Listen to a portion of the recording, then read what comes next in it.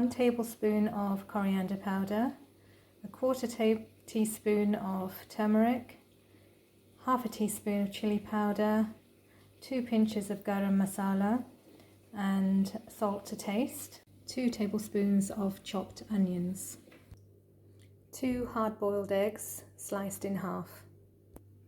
Heat a tablespoon of oil and saute the onions.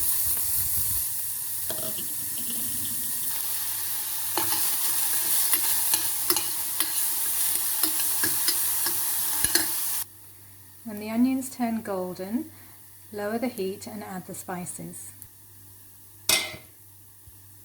And mix well. Add a drop of water and then add the eggs.